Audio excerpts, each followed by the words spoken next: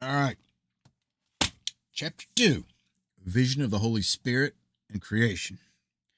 My friends, the power of the Holy Spirit has led you here and directed your footsteps so that you may be well guided in ascending the heights of divinity. No other shall be admitted to our circle, for so profound a subject as that dealt with here would be profaned by the presence of many. To understand the Supreme Spirit is difficult, but enlightenment may be granted to those who diligently follow the great path towards spiritual development. To describe him to others is impossible, for no man possesses the eloquence, and no tongue has adequate words.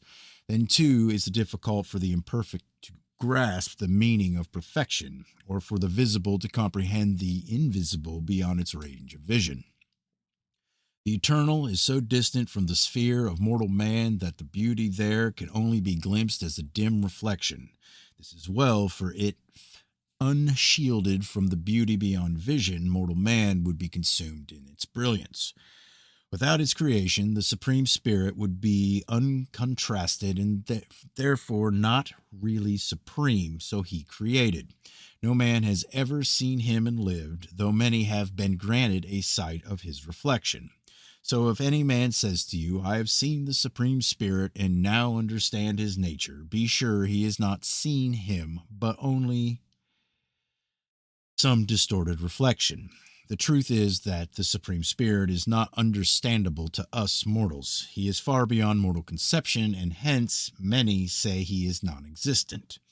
The Supreme Spirit is outside beyond his creation, but his radiance is the basis of all things together. He is the central flame, and the souls of men are rushlights lit at the flame, but enclosed behind thick horn, so that they scarcely shine. The task is to par down the horn so that the light within shines brightly. Pare down the horn. Being without material restrictions, the Supreme Spirit is bodiless, and such a state is hard for the body-licked man to conceive. But man does not contact him through the body, but only through the soul spirit, and certain places and conditions are designed to help man make contact. Men may call the Supreme Spirit by any other name, which conveys a meaning of divine greatness. Provided the name is hallowed and held in reverence, there is no need to go into definitions, for this is an unworthy pursuit. Not any name or all names could adequately describe what is beyond description. The only way in which man can come to fully know the nature of the Supreme Spirit is through the Holy Spirit, through whose sphere passes the Godward road. This is all I need to say about the great name. When I was young, I thought much about life here and above, and in times of sublime contemplation, my inner being appeared to penetrate into the very heart of things. Once I became aware of the presence like that of some infinitely good and great being who spoke to me, asking what I wished to learn and know, I answered I wished to learn the nature of things and my own relationships with them. I wished to know the purpose of life and why I was born. The great being seemed to speak again with a voice resounding in my whole being.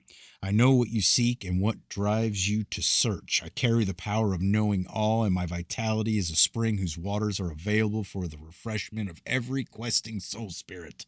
I am the manifestation of the Holy Spirit. When the voice had finished speaking, a brilliant light seemed to glow all about me, and vast radiant corridors appeared to open up in every direction. I became filled with an overwhelming feeling of love, and all about me shimmered soft lights, from out of which proceeded the most melodious sounds. Then from one side came a dark and gloomy cloud, and I was filled with foreboding as it writhed and twisted like a heavy smoke. From out of it came the sound of wailing, and there was a low murmuring moaning, long drawn out.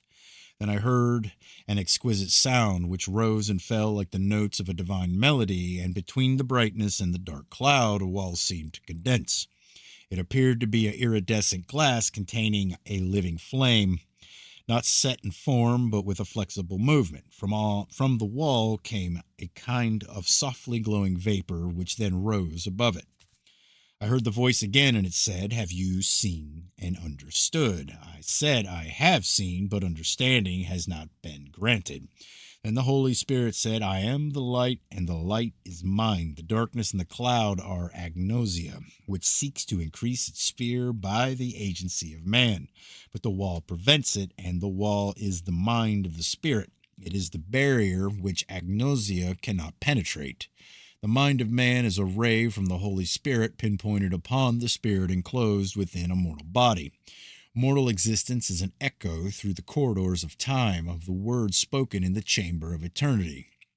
The sphere of the Holy Spirit is where mind manifests freely, unhampered by mortal limitations. I looked again, and the cloud and wall were gone, and then I saw the brilliance was divided by lights of many shades. Where the cloud had been, I saw a dullness amid brilliance, and then I seemed to be standing before it. I looked into the dullness as though down a corridor, and along its length the darkness increased, so that at the end there was a deep shaded gloom. In the dismal shadow I saw ugly, misshapen things moving sluggishly, as though the life within them was weak. They were creatures such as haunt the most horrid nightmare, and my eyes could not bear to rest upon them. I turned away, and the voice said, In the place where garbage is disposed, life assumes unpleasant forms, and this is the spirit garbage of earth. Then I was drawn back into the light, and all about me was a joyousness and gaiety which seemed to have no perceivable source, but to be a quality of the atmosphere. As I stood joyfully bewildered in the radiance, I saw beautiful shapes which appeared to come and go like fishes swimming in and out of the water shadows. I sensed rather than heard laughter and the sounds of happiness, and my whole being seemed to be filled with joyful communications. Again I heard the voice, and it said, This is the beauty and glory so feebly glimpsed in earthly existence. This is the diadem of life. When mind first penetrated, mind created matter. It brought light and life into being in greater and lesser degrees of manifestation. While the heavier mortal elements of matter tended downwards, those in which the light and life manifested the most tended upwards towards eventual spiritualization. When spiritualized, they were drawn by natural affinity into the sphere of beauty and glory. Affinity directs the course of all things and governs the destinies of men. The thought that flows out through the Holy Spirit bears designs of structures of beauty to the boundary of the sphere of matter and mortality. But the deeper it penetrates, the more these are distorted and dispersed. So it is that things unbeautiful and unsightly are produced in the depths of matter under the rulership of nature. In the realness, density of the lower subspheres of matter, the influence of creative mind is less manifest. Elsewhere in the same sphere can be seen the effects of evil mind energy, which floats up like fumes from the disposal pit of spiritual garbage. And I said, But what caused all this to come into being? And the voice of the Holy Spirit answered, All things began with the intoning of the first creative sound. This rushed outward like a great wind-borne roar, and creation marked its passage. Then, like a great tidal wave falling back towards the sea, it drew back on itself, leaving the least of its substance at the farthest point of penetration. The waters of creation are deepest in the sphere of the Holy Spirit and shallower at the spiritual edge of the sphere of matter and mortality. Outward from there, they lessen to nothing. Now, said I, understanding is mine, but what of man? What of myself? How was man created? The voice of the good and great being, which I knew to be personalized manifestation of the Holy Spirit, answered me.